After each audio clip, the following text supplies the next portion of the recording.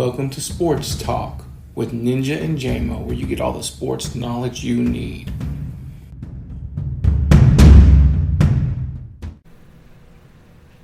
Alright, it is the Sports Talk with Ninja and JMO. Co-host finally. How's it going, JMO? Everything's going great. How's it going your way? It's good, but I've been informed that apparently I don't know what I'm talking about with basketball. Why do I not know? When it comes to the NBA playoffs, I saw the clip, or I read the clip, or heard the clip, whatever you want to say, and I have to tell you, you are wrong. The Suns are going to win in 5, not 7. The Bucks do not have enough offense, especially with a gimpy Giannis. Giannis is the only chance they have. After watching Game 1 last night, I predicted it was going to be the best defense versus the best offense, which should have been made for a good game. But as we saw the results, 118 to 105, Phoenix has too much offensive power for the Bucks. It wouldn't surprise me if they get it in 4. It's going to be 7. The Bucks are going to make adjustments, and they're going to come back hard, and they're going to shut them down. You know, they have every series. They've got a tendency to start off slow and work their way back. They do make good adjustments, but I just don't think they have enough offense. If they win one game, it's going to be in Milwaukee. Outside of that, I think it's going to be the Suns at 5. Did you know? I'm going to stick to my guns because it was my prediction, but I'm actually kind of worried about my prediction at this point. What record Chris Paul and Devin Booker? I don't want to say record. What milestone they achieved? As far as the scoring and their debut in the playoffs and the finals? In the finals, yeah. Yeah. They're only like the 5th pair ever to both score over 25 in their first appearance in the finals. Right, and Chris Paul being the only player, I think it was outside of Karl Malone, to do so, being 35 or older. Yeah, I didn't realize Chris Paul was so 11-y. Right? So this is probably Chris Paul played like a determined player who was determined to win his first finals, and he's going to do anything he can to make sure that Phoenix breaks home that title. Like, if he plays like he did in Game 1, it's going to be over fast. Well, yeah, and I thought the Suns were going to win. I agreed with you on that. It was just I thought it was going to be closer. But with Chris Paul winning this, does he become a Hall of Fame player? Will he be in the Hall of Fame? I think he was already going to become a Hall of Fame player, but to be honest, I think this gives him more credibility. So now when he speaks, people are going to listen, because not that they haven't before, but there's always been that asterisk, Chris Paul is a great guy, but what has he done? Chris Paul is a great guy, but he's never won the big one. He's never been to the finals. Now I think it gives him that credibility to say, hey, look, I've been there, I've done it, I've won it. And not only that, he went to Phoenix. Let's not forget, Phoenix was in the dumpster in the NBA 2 years ago. They've been in the dumpster for a long time. But I mean, as of 2 years ago, I mean, they made some changes last year. They were the best team in the bubble last year, by far. But outside of that, I mean, they've been in the dumpster of the NBA. And Chris Paul said, "I'm going to Phoenix, and I'm going to turn this team around, and I'm going to win." Like, he didn't pull a LeBron. He didn't say, "Okay, I'm going to go get me an Anthony Davis. I'm going to go to the Lakers.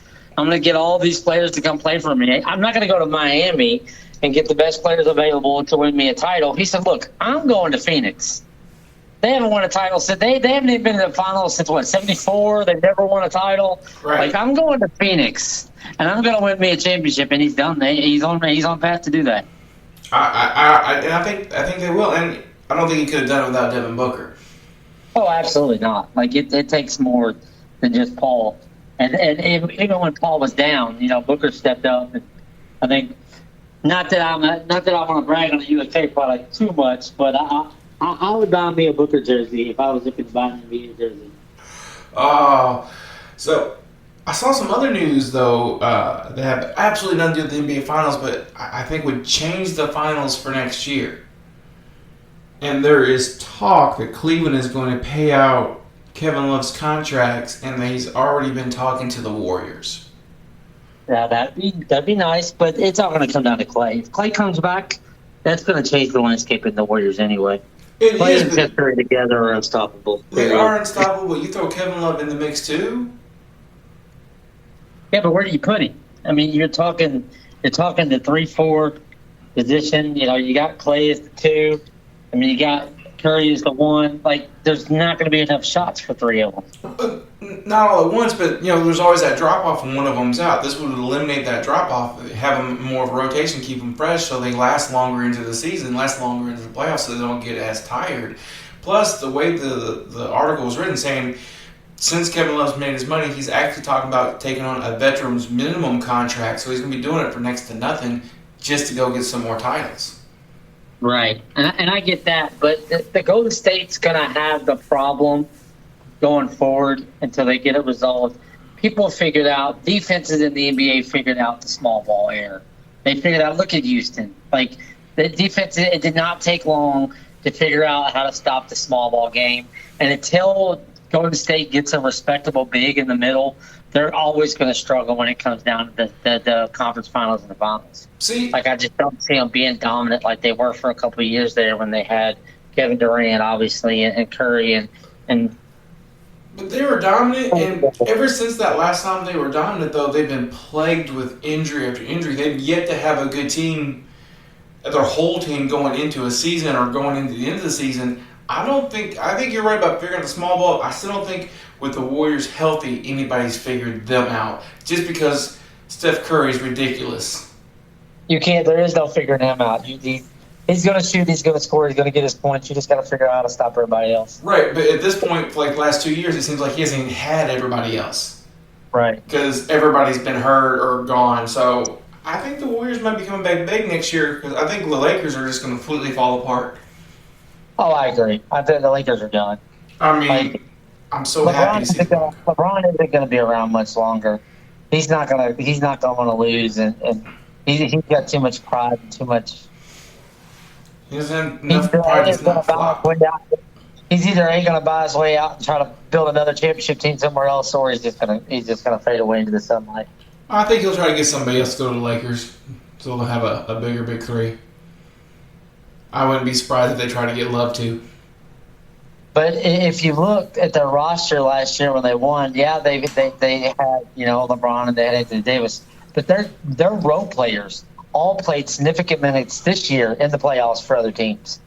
Like they messed up by LeBron messed up by being LeBron, if you ask me. But that's just my opinion. Oh yeah, and you know what? The injuries didn't help. Let me just throw in since we're talking about LeBron. Let's just throw in this greatest ever talk. Hands down, without a shadow of a doubt, there will never be another Michael Jordan. Yeah. And LeBron James could not lace Michael Jordan's shoes. So, look, he couldn't lace Kobe Bryant's shoes.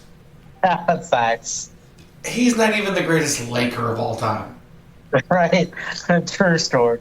I mean, he's the best player Cleveland's ever seen, but I might go to Cleveland and be the best player they've ever seen. And even that's questionable. Yeah, so he's not. He's nowhere near the greatest of all time. Michael Jordan's the greatest. Just look at the trophies, the records, and everything. Michael Jordan. And then Kobe Bryant. I heard it best. Like when Michael Jordan in his prime, there was no room for anybody else. No. Nobody else. Look at Charles Barkley. Nobody else won championships during Jordan's prime. Like it was Jordan. Period. You were going to lose. Yeah. You were playing for second place, and you knew it. Like, now there was no, like there is now, where, we're going to build this team, we're going to beat them. No, you did not beat Jordan, period. Like, it's a good thing they don't actually base Hall of Fame on championships alone, because that'd be like 7 years that nobody else would be eligible for the Hall of Fame, because that's when Jordan was playing. Right. All right, we'll move on from NBA talk, unless you got anything else you want to throw in there. Oh, no, that's good. That sounds at 4 or 5. I still think it's going to 7. I think the Bucks are going to make that adjustment. But we will see, and we will definitely talk about it. Because I think I know where you're going. I think this is a nice transition. I think we do need to bring up the NFL and predictions, because I was very interested. I was listening to a podcast earlier today on 93.9 DeVille, and I was listening to them talk about the NFL, and I was listening to projections. And I was listening to talk about Baltimore being the favorites, and then Kansas City, and then Cleveland. of all people. Yes.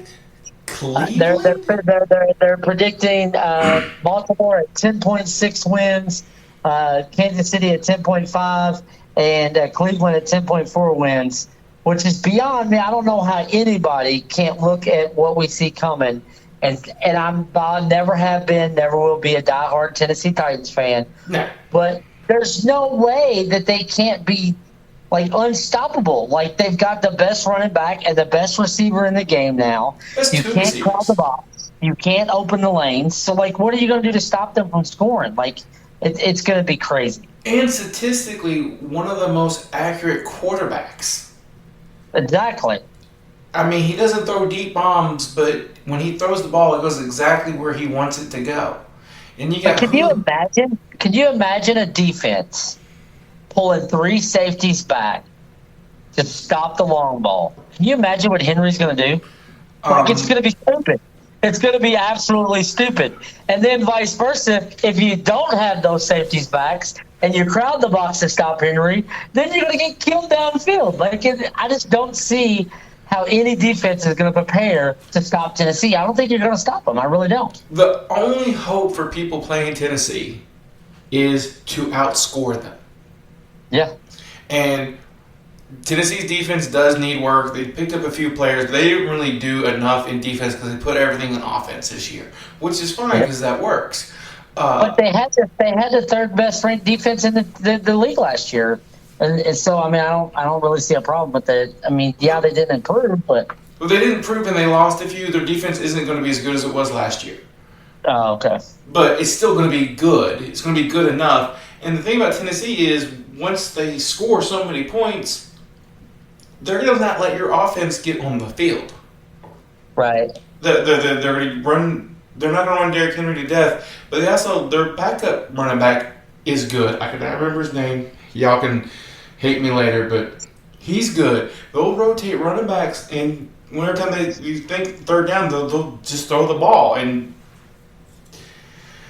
yeah, And me and you had this conversation off the air. We were talking about, to me, I see, and yes, I'm a Louisville fan. Don't get me wrong. Yes, I do see some favoritism towards Louisville players, but I honestly do believe it's true. I think Atwell, huge draft pick for them. He was probably the fastest receiver in the league. Yeah, he's a little undersized, but he's probably the fastest receiver that was in the draft this year. And they pick him up in the slot, and I think he has the potential to have a huge year in that slot. Because once again, if they double team the receivers and they freaking try to cloud the box, that slot receiver position is going to be having a field day.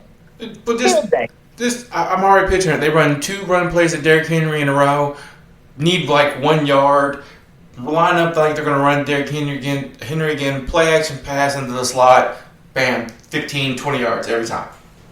Every time. Yeah. Because no linebacker's gonna. Yeah, no. That's it. Tennessee's offense is gonna be unstoppable. Your only hope is to outscore them, which would make going up against Kansas City a problem. Is A.J. Brown healthy? You follow Tennessee more than I do. Yeah, he's healthy. Now? Everybody is healthy. Honestly, the only actually worry health wise is Julio Jones, Right. because he does have a tendency to get hurt, but. Right. That's the only one. But have you seen Atlanta's offensive line? Just curious. Have I seen what? Atlanta's offensive line. No. Oh, no. Well, that was the thing in Atlanta, that Julio Jones was their offense. Yeah. And so when there's only one person, you know where it's going every time. And with Tennessee, that won't happen. Ripley had a hell of a season this year too, though. So like I get it. He was the number 1 receiver, but I think they have a little bit more than just Julio. Well, they didn't have near enough. But Cleveland winning 10 games, did I miss a day? Did something happen I don't know about? Well, with Cleveland, what Cleveland's got, they went ahead and stacked their lineup, which was huge for them. They definitely were probably the smartest team in the draft. They've stacked their offensive lineup. They've got 2 of the best receivers. 2 of the best running backs in the AFC. So like they play that double running back game better than any other team, period, in the NFL, I believe. And so you give them a line and you give Baker Mayfield time to actually throw the ball when they're not running it, and they do have the potential to be pretty deadly. But there's a problem. And I know it's going to sound horrible, like I'm being mean, but I'm not. It just seems like everybody goes to Cleveland, just suddenly sucks. Right. It doesn't matter what they did everywhere else before. They get to Cleveland, and it's like something in Cleveland's water makes them forget how to play football. Oh, you mean like Tim Couch, the best quarterback in the NCAA probably ever. And then he goes to Cleveland, and, well, there goes his career out the window. Now he's selling insurance. Like, because if you look at what Cleveland's players, they're thinking, oh, they should be awesome, and then they suck. They're like the New York Knicks. You can put the best players in the world there, and they're just going to suddenly start losing. Right. So they've been putting it together. They've been putting it together these last couple of years, though. Part of their problem was both sides of the ball in their line. Their lines were horrible. Like, no matter how good of a quarterback you are, you can't throw from your back. Just ask Barrow in Cincinnati. Like, actually, poor guy. Like, how do you not feel sorry for Joe Barrow? Like, that's ridiculous. I think he might have actually broke Manning's record. They still did not draft him a line. Still. He's still going to be running for his life. Poor guy. He's just going to lay down somewhere. Like, I'm just going to lay down. Yeah. That's where a quarterback's going to die, Cincinnati Bengals. If you want to be a quarterback and you want to die, just go to Cincinnati. Well, he reminds me a lot of Peyton Manning's first season. Do you remember Peyton Manning's first season? I don't. He came out of college. He was going to be the world's greatest football player, and eventually he did get there. He got there. But his first season, the only record he broke was the most player ever sacked. Right? He had more sacks that season than any other player ever in the history of football. Because Indianapolis didn't have nothing. The difference between Peyton Manning and really any other quarterback alive, Peyton Manning was a freak at film study. He was a freak at figuring out what he could do to beat you. Like, they say, like, Peyton Manning was more demanding than any coach you could ever play for. Like, you did not play for Manning if you did not want to. If you didn't want to win and you didn't want to give 190%, you didn't want to play for Manning. And that's all well and good. It worked out in the end, but that first year, it just didn't matter because the talent wasn't there, and he got murdered. And the same things happened to Joe Burrow. You can tell it, too. Like, could you imagine being a receiver and dropping a pass for Peyton Manning? Like, going back to that hole, you almost felt sorry for some of those guys. They're going back to that hole, you know they were getting their butts chewed out. Yeah.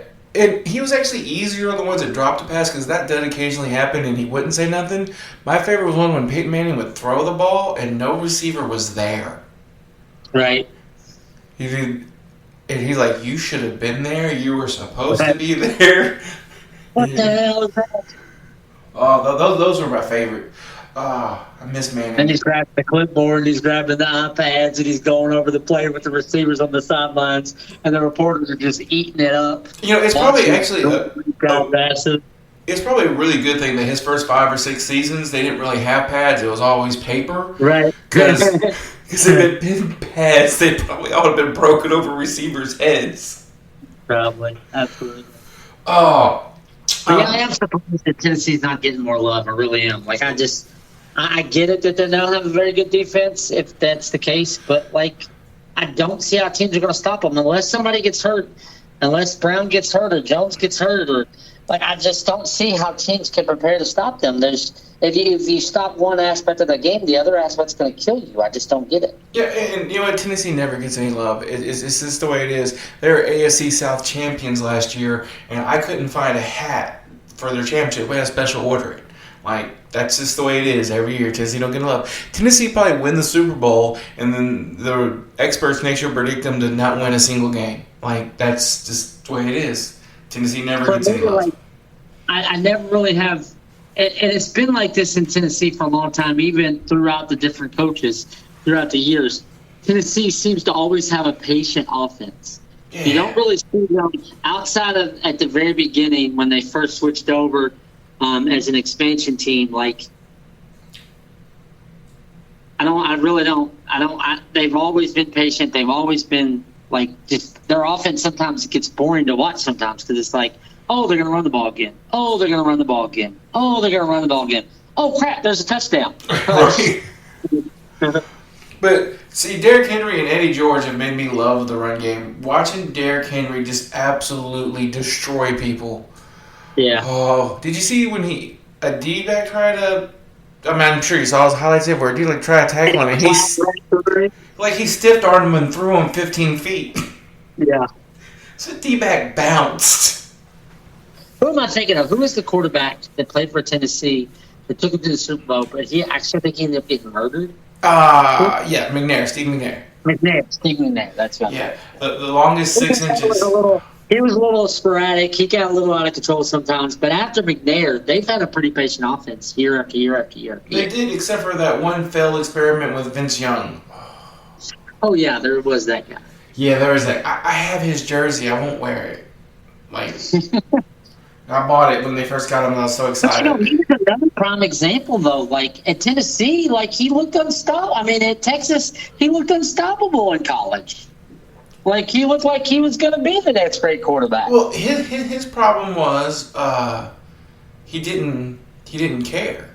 Like, he had all the skill. He didn't want to put the work in.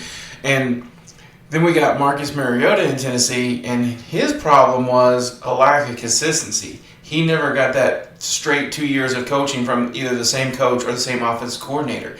Every single year, he either had a new head coach, a new offensive coordinator, or both. Right. So he was never able to reach his potential that he should have had because he just never had any kind of he's learning a new offense every single year, and that just didn't work. But now that we have a better head coach, he's more steady, and even though he is switching offensive coordinators because his offensive coordinator got promoted, they're sticking with the same offense. So let's go ahead and throw this out there so we can have it in recording. We can have it in live broadcast. Let's go ahead and throw our predictions out there on who we think the Super Bowl is going to be next year. Personally, I'll go first because even though I've been talking up Tennessee, I don't think they're going to be in the Super Bowl. What? I'm predicting Tom Brady versus Baltimore. That's what I'm thinking. I'm thinking Tampa versus Baltimore in the Super Bowl. Of course, you know I'm a Lamar Jackson fan. You know I'm a little fan, and they've done a good job picking up a couple of nice wide receivers during the draft this year, and that's what Lamar's needed. Some receivers who can catch the ball. Yeah, but the Ravens let their defense fall apart. Yeah, true, and they have to beat Tennessee. He's a prime example of a Madden quarterback, though. Like, you have to score 50 points to beat him. Well, you know who was on the cover of Madden this year, right? Both. They actually did a double. They actually got Lamar and Mahomes, I think, don't they? No, I'm talking about the one that's not out yet. I mean, the one that's coming this year. What's that? It's Derrick Henry, and Derrick Henry is going to run all over Baltimore and go to the Super Bowl and beat the crap out of Tom Brady. And so you think it's going to be Tennessee and Tampa? Oh, yeah, and Tennessee's going to win. I don't see anybody on the NFC side that is going to make it past Tampa, at least not next year. I think next year Tampa will get back there. Because, I mean, I just don't see any growth in any other team that could potentially, especially with, and I say that now because we're kind of up in the air on what Aaron Rodgers is going to do. Because if Aaron Rodgers gets out of Green Bay and goes to like a Chicago, like that could be interesting to see what happens there. But I think he's going to be stuck in Green Bay. I think he's going to be stuck in Green Bay too, but I think if he is, I don't think he plays. I think he's done in Green Bay. I don't think he's going to want to play, but he's one of those people. He loves the game so much he might play anyway. Right. Like so the reason I wanted to go ahead and get those predictions out of the way is because I'm going to actually make a transition because we have to talk about this. Oh, okay. Before we get too far into this, we have to talk about the hot topic button right now. Uh-oh. And I definitely want to hear your opinion on it because I definitely have big opinions on it. So what do you think about this name, like, and image that's going on in college athletics now, where all college athletes are allowed to be paid now? They're allowed to be paid for their name, image, and likeness. I think it's a great idea. Yeah. I think it's been going on this whole time anyway. I think some of the bigger colleges have been paying players for years. It's no secret. I think the only difference now is they're not going to have to get their money in a duffel bag in the back of a pickup truck at 2 a.m. in the middle of a field in Alabama. I think they're going to be able to get it above the table, and I think it's a great thing. But I'm not sure if it's a great thing for college athletics overall because now the bigger schools are going to have even more of an advantage because they have more money to offer players, and the bigger markets are going to have more of promotional packages available for players. And so the smaller schools are just going to continue to fall further and further down the line. You say that like it's going to make a difference in that the small schools were always going to be behind. They were going to stay behind. It's never going to change. I mean, there's been 28 teams in the college football playoffs or 28 game that could have been. And it's been 6 teams. It's one of the 6 teams every single year. That was before this. That's just the way it is. In college football, it's all on market size. It's all what your school can up. The winners stay winning, the losers stay losing, and that is never going to change. This money's not going to make a difference. All this is going to do is allow players to finally get what they deserve. Because, you get a player in college, right? And he's making one player making the school millions and millions of dollars and doesn't get nothing. Then his senior year or his last year before he go for the draft, he gets hurt. Then he leaves with nothing. Right. So his career's over, and he's done. He left it exactly. And I think it's interesting, though, that already there's been numerous players that have withdrawn themselves from the NBA draft because of this. I mean, it's all across the country right now. Players are withdrawing from the draft because now they can actually get paid to play college ball. Yeah. And they'll get a chance to actually play for that national championship that they want to play for in college level and get paid for it. So there's been several players since this announcement that have dropped out of the draft to come back to college. And a lot of them have entered the transfer portals to try to go to a bigger school or to a school where they can get more money. Which is actually going to make college basketball better. Oh, I agree. Because one of the problems in college basketball, where I think college football does their system better, is you can be one and done in college basketball. You can't do that with college football. You have to play for 3 years. So in college basketball, one and done. So you don't get the teams gelling in college. It's a mercenary sport. And now if you get more players staying longer, you actually might get those dynasty teams in college basketball where it's 3 years of winning championships, or players actually learning to play together better, which will actually make the NBA product better. Because right now, anytime you sign a rookie to the NBA, you're getting one person out of college 1 year. They're not ready for the pro game. But you don't sign them now, you're not going to get them. So this will actually give them more time for it. So they'll actually come back into the game more ready for the NBA game. It's actually going to make sports better. It's going to make it more entertaining to watch. With better players in the end because of it. I agree. But once again, there are going to be certain schools that are able to thrive more than others. Like, for instance, I heard earlier that the Miami Hurricanes already have certain boosters that have came forward.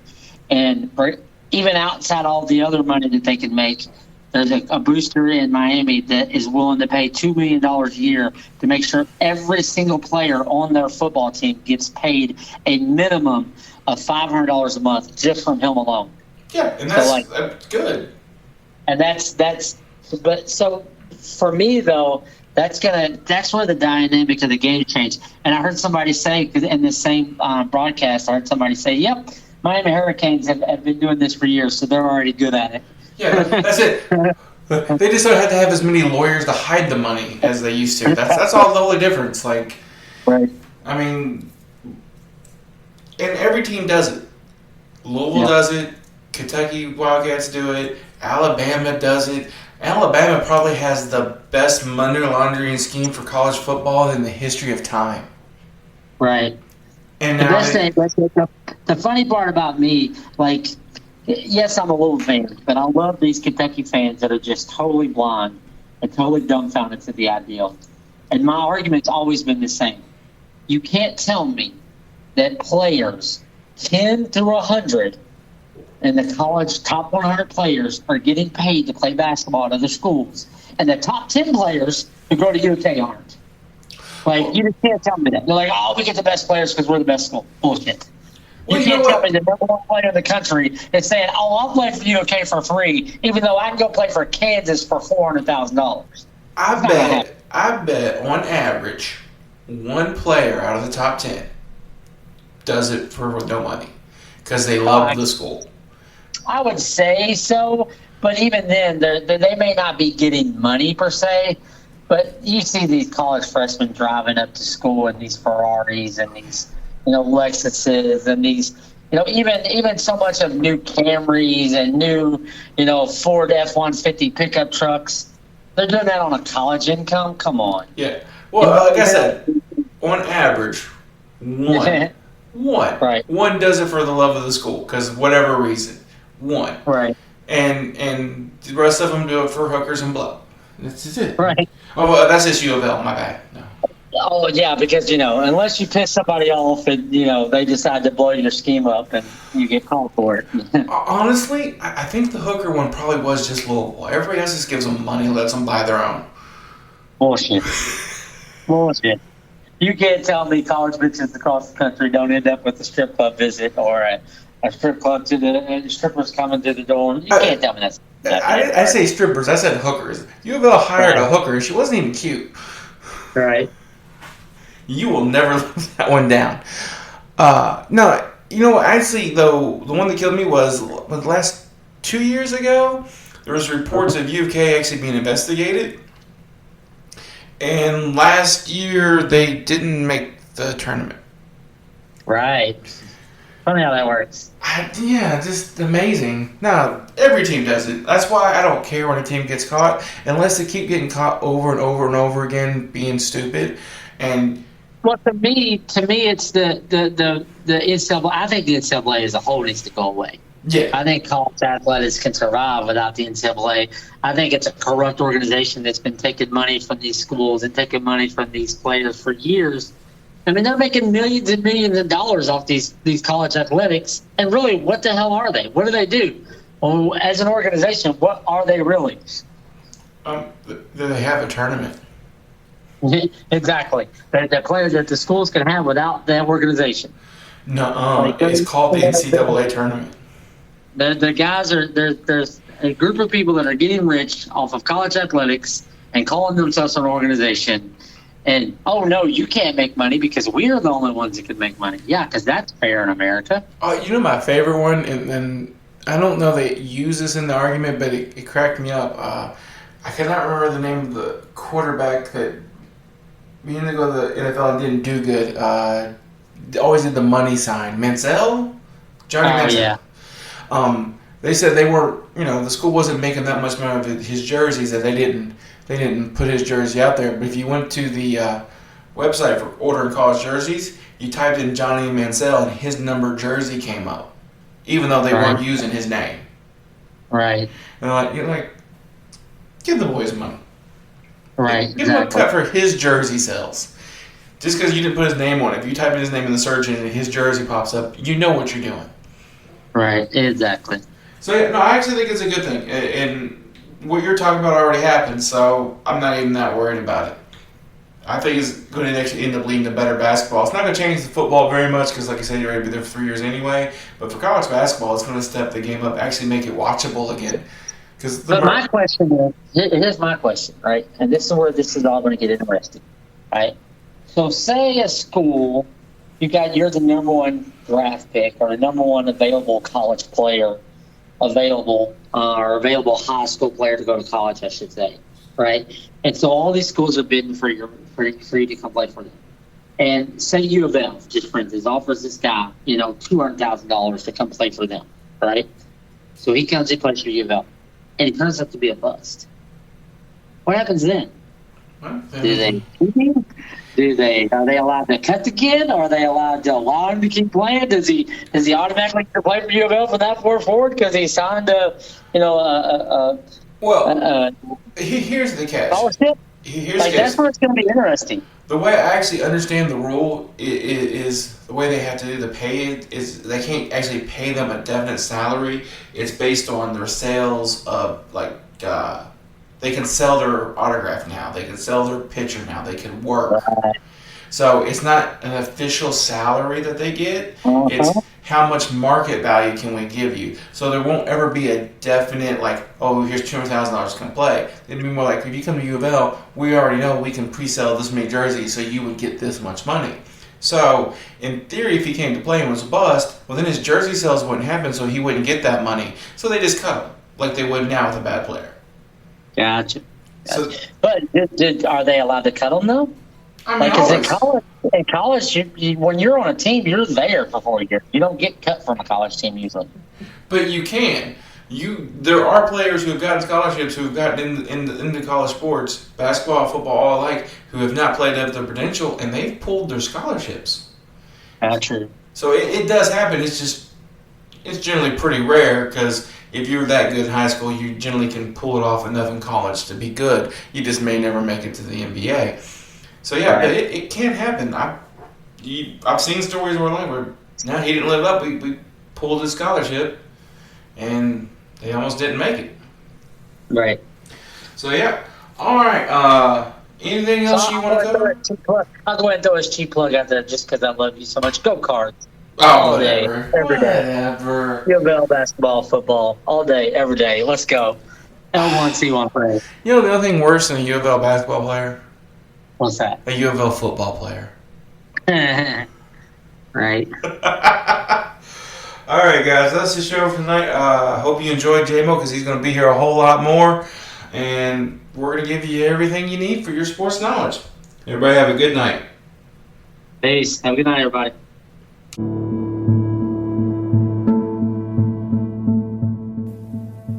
All right, guys, I hope you enjoyed the show. It's all part of the Ninja Podcast Network with all the shows featuring Ask the Angry Ninja Show, Not a Kid's Game, presented by the Angry Ninja, which is our D&D podcast, the Ninja News and Politics Show, Sports Talk with the Ninja and J-Mo, and our newest podcast, Outrageous Stories with the Ninja, featuring occasional special guests. Great shows, great stuff. If you want to reach any of us, you go at asktheangryninja@gmail.com. You can reach us on Twitter at cman2342. You can get us on Facebook on the Ask the Angry Ninja Show Facebook page. Any of those places, if you want to support us, we appreciate that. Go to patreon.com/worstjokes.